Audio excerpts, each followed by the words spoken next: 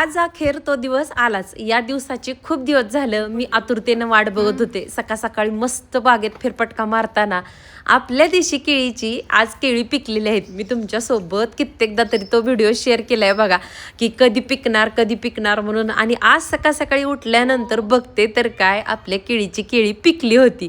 मस्त त्याच्यावरती एक कापड झाकून ठेवलं होतं आणि मला जसं माहिती आहे त्या पद्धतीनं मी साधी अगदी पूजा करून घेतली. आपल्या हिंदू धर्मामध्ये ना केळीच्या झाडाला समृद्धीचं, भरभराटीचं प्रतीक मानलं जातं.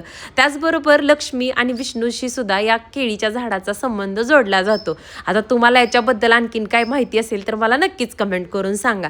इथं ना केळीच्या झाडाची, केळीच्या घडाची हळदी कुंकू लावून छान पूजा करून घेतली. उदबत्ती, साखर, अक्षदा यानं ना म्हणजे पंचोपचार पूजा करून घेतली. परत केळीच्या झाडाची ना ओटीसुद्धा भरून घेतली. बऱ्याच वेळेस मी काय व्हिडिओ तर पाहिलं होतं की केळीचं खूप काही घड उतरवताना बागेतले वगैरे पूजा करतात, साडी नेसवतात, वटी भरतात. पण घरगुती आपण इतकं काय करत नाही, म्हणून मी साधी मला जितकं माहिती आहे ना तशी पूजा केली. आणि सगळ्यात महत्त्वाचं म्हणजे अगोदर तर या झाडाची ना मी कृतज्ञता व्यक्त केली.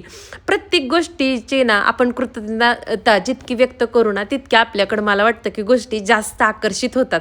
म्हणून मी माझ्या झाडाला कोणत्या फूल येऊ द्या, फळ येऊ द्या, अगोदर तर ना त्या झाडाची कृतज्ञता व्यक्त करत असते की तू माझ्या दारात उमललास, बहरलास, म्हणून मी तुझी खूप कृतज्ञ आहे. मला वाटतं ती कृतज्ञता व्यक्त करण्याच्या सवयीमुळे ना माझ्याकडनं प्रत्येक गोष्ट येते. आणि कुठलीही गोष्ट लावली ना त्याचं मला फळ मिळाल्याशिवाय राहत नाही. इथं छान बघा मनोभावे त्या केळीला प्रार्थना केली, कारण आता शेजारीच तुम्हाला दिसत असेल दुसरं पिल्लं आलंय.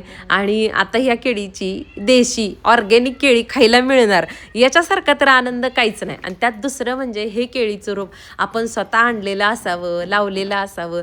ते सुख ज्यांना झाडं प्रेमी आहेत ना त्यांना माहिती आहे की आपण एखाद्या झाडाला लावणं, वाढवणं आणि त्याची फळं मन भरून खाणं ह्याच्यासारखं सुख नाही. आज तर फक्त ना 5च केळी म्हणजे चांगली पिकलेली मला दिसली, ती काढली आणि मी सुरुवातीला तर माझ्या घरातल्या सगळ्या देवांना नैवेद्य म्हणून त्यांच्या चरणापाशी अगोदर ही केळी अर्पण करणार आहे. वरच्या एका घडाचं हे केळी तर बघा इतकं पिवळं धमक पिकलं होतं ना, खूप भारी वाटत होतं.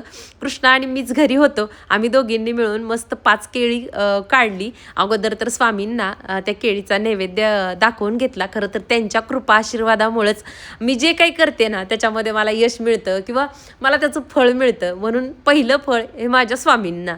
आणि इथं स्वामींना केळ चारून घेतलं.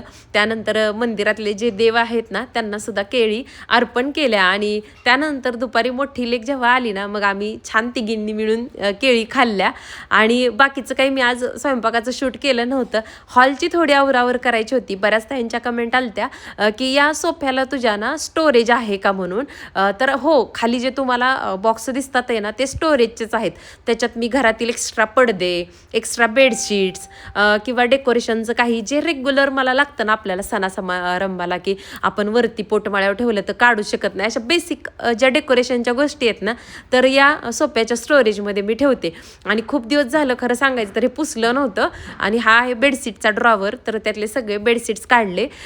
खरं तर मी असे कपडे वगैरे जिथं ठेवते ना तिथं डांबर गोळी किंवा जो आपला भीमसेनी कापूर असतो ना तो छोट्या कपड्यात बांधून ठेवते, त्यामुळं कुबट वगैरे वास येत नाही. तुम्ही सुद्धा नक्की ट्राय करा. बेडशीट्स काढून ना तो ड्रॉवर पुसून घेतला. थोड्या वेळ म्हटलं त्याला हवा खेळू द्यावे म्हणून तसंच ठेवलं होतं. त्याच्या शेजारच्याच ड्रॉवरमध्ये ना हे माझं जे पूजनासाठी छोटे छोटे डेकोरेशन साहित्य लागतं ना ते तोरण वगैरे, माळा वगैरे ते आहे. तर अशा पद्धतीने सगळ्या ड्रॉवर्समधलं सगळं आवरलं, सगळ्या ड्रॉवर्समधली धूळ वगैरे पुसून घेतली. इतकं छान वाटत होतं ना, छोटीशी अशी पण डीप क्लिनिंग केली या सोप्याची.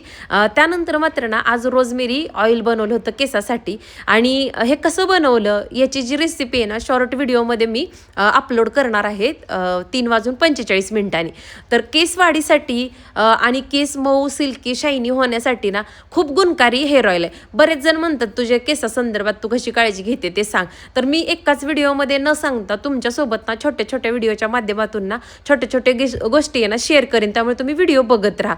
तर इथं ना रोजमेरी ऑइल थंड होत होतं, तोपर्यंत म्हणलं चला आज ना कैरी होती माझ्याकडं, तर गोड मस्त कैरीचं लोणचं करूया साधं, थोड्याच दिवस टिकतं हे 2-3 दिवस, पण केलं तर एका दिवसातच आमच्या घरात संपून जातं.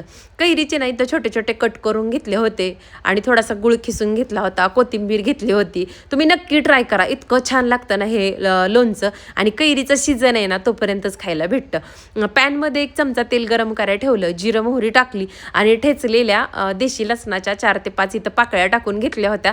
माझ्या लेकींना आहोंना तर असं लोणचं खूप आवडतं. 1 मिनटं हे सोनेरी रंग येईपर्यंत परतून घेतलं आणि त्याच्यामध्ये नंतर थोडीशी हळद आणि थोडीशी चटणीची पूड टाकून घेतली. लहान मुलं खूप असतील तर जास्त चटणी टाकू नका. आणि 7 ते 8 कढीपत्त्याची पानं, थोडीशी कोथिंबीर आणि पोहे खाण्याचे 2 चमचे इतका गुळ खिसून घेतला होता 2 कैरीसाठी, कारण आंबट तिखट गोड अशी चव हवी होती. आणि थोडंसं मिक्स करून घेतलं आणि जे कैरीचे तुकडे होते ते टाकले, चवीपुरतं मीठ टाकलं आणि गॅस चालूच होता 1 मिनटासाठी. हे मिक्स करून घेतलं जेणेकरून जो गुळ आहे ना तो वितळेल आणि त्याला पाणी सुटेल.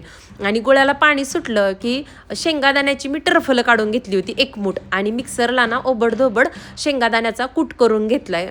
तो कूट टाकायचा, म्हणजे जे काही एक्स्ट्रा पाणी सुटतंय की नाही गुळाचं किंवा कैरीचं मिठामुळं, ते हे शेंगादाणे आहेत ना ते पिऊन टाकतात आणि हे कोरडं गोड चटपटी तसं कैरीचं लोणचं तयार होतं. मी आता व्हॉइसवर करताना पण माझ्या तोंडाला पाणी सुटत होतं.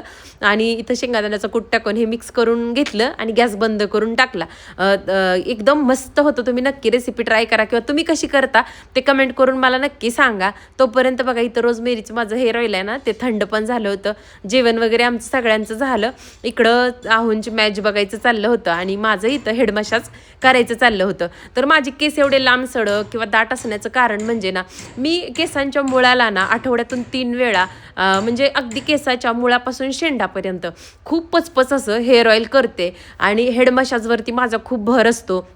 त्याचबरोबर मी तुमच्यासोबत काल परवा एक टिप शेअर केली होती, डोकं बेडवर न सोडून मस्त असं रक्तपुरवठा होण्यासाठी झोपायचं, अशानं केस वाढतात. तर कसा वाटला व्हिडिओ? आवडला असेल तर नक्की लाईक आणि सबस्क्राईब करा.